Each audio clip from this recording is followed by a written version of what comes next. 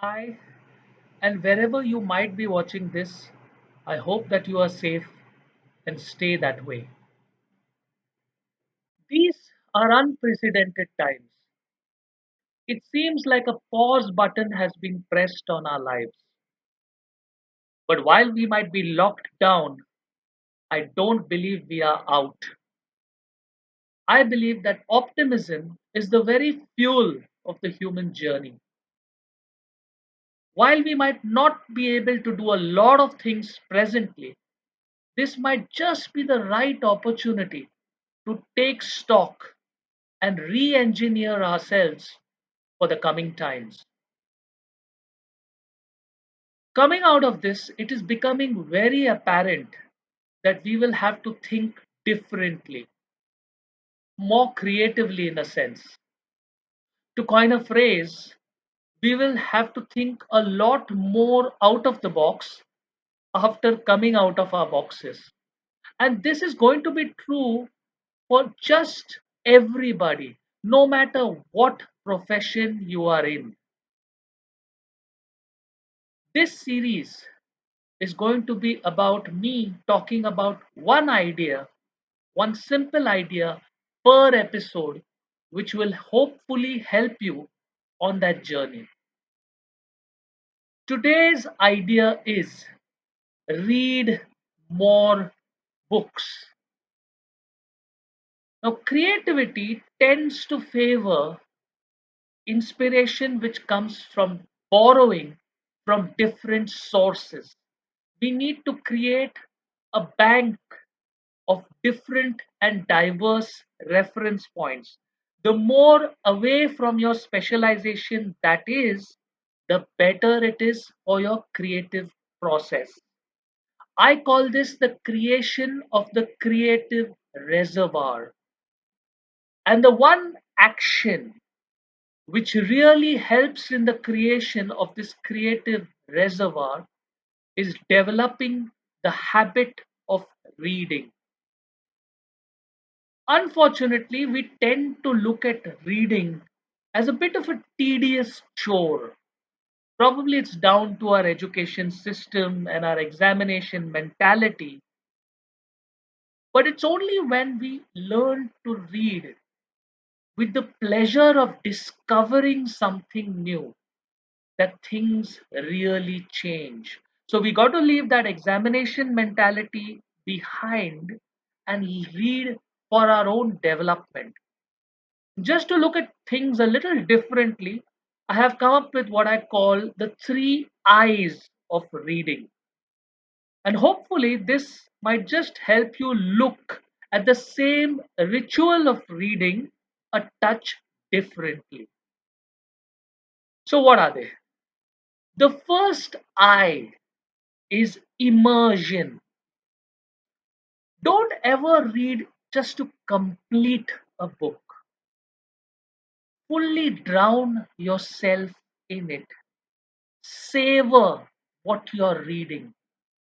Pause and reflect on what you have read. Recollect and reframe what you think the author's argument is. Make notes. Read with active interest. And if you're finding this to be a bit of a drag, simply drop that book and pick up the next one. This was always meant to be about spiritual pleasure, not cerebral torture. The second I is incorporation. What I mean by this is try and bring into your everyday life what you have just read about. In today's day and time, a very powerful way to do this is to write a social media post about the book you're reading. And I don't necessarily mean do a full fledged book review there, not necessary. You can pick up an extract from that book and write about it because it resonated with you. On some other levels, try and bring the ideas from the book in your everyday conversations. Try and incorporate some of the concepts from the book in the presentations that you might be making. But in all of this,